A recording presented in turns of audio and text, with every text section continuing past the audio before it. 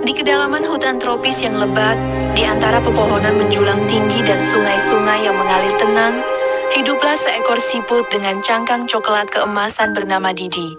Didi bukanlah siput biasa. Ia terkenal di seluruh hutan karena kebijaksanaannya yang luar biasa.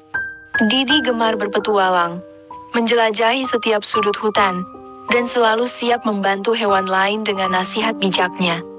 Suatu hari yang cerah, Didi sedang asyik merayap di sebuah dahan pohon yang kokoh, menikmati hembusan angin sepoi-sepoi.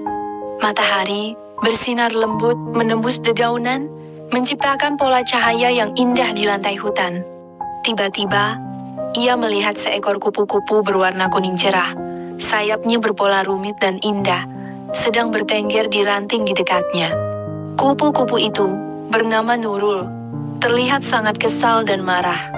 Sayapnya sedikit kusut, dan tampak ada sedikit luka kecil. Didi, dengan langkahnya yang pelan namun pasti, mendekati Nurul. Dengan lembut, ia bertanya, "Hai Nurul, ada apa? Kau tampak sangat marah." Nurul masih menggeram kesal, menceritakan kisahnya. "Itu Budi, landak jahil itu. Dia menusuk sayapku dengan durinya. Aku sangat kesal dan sakit hati." Air mata bening tampak berkilauan di matanya yang bulat. Didi mendengarkan dengan sabar, sesekali mengangguk mengerti. Setelah Nurul selesai bercerita, Didi berkata dengan suara tenang, "Nurul, ada beberapa kemungkinan yang terjadi dalam situasi ini. Kita harus melihat dari berbagai sudut pandang sebelum mengambil kesimpulan." Didi melanjutkan, "Mungkin saja Budi hanya ingin bercanda denganmu. Kau tahu, Budi terkenal riang dan suka berteman dengan hewan lain.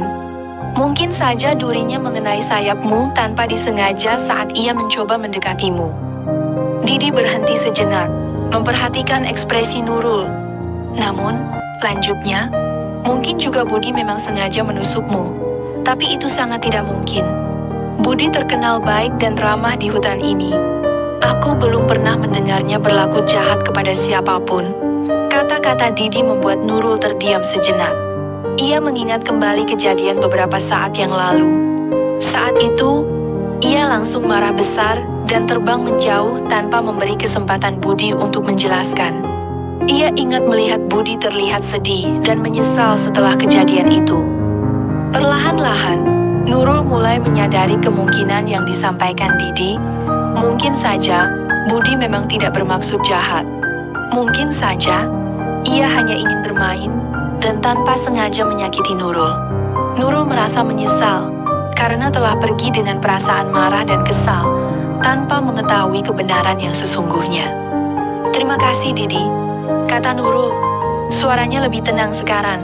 "Kau benar. Aku seharusnya tidak langsung marah dan menuduh Budi tanpa mendengar penjelasannya terlebih dahulu. Aku akan meminta maaf padanya." Didi tersenyum, cangkangnya berkilauan di bawah sinar matahari. "Itulah pentingnya berpikir sebelum bertindak, Nurul," katanya bijak. "Kadang-kadang, apa yang tampak di permukaan tidak selalu merupakan kebenaran sesungguhnya. Memahami sudut pandang orang lain sangatlah penting untuk menyelesaikan masalah." Nurul terbang menjauh, meninggalkan Didi di dahan pohon. Ia terbang menuju tempat Budi biasanya bermain, dengan tekad untuk meminta maaf dan memperbaiki kesalahpahaman di antara mereka. Didi, si siput bijak, melanjutkan perjalanannya, meninggalkan jejak kebijaksanaan di sepanjang perjalanannya di hutan yang lebat itu. Ia tahu, petualangannya dan kebijaksanaannya akan selalu dibutuhkan oleh penghuni hutan yang damai itu.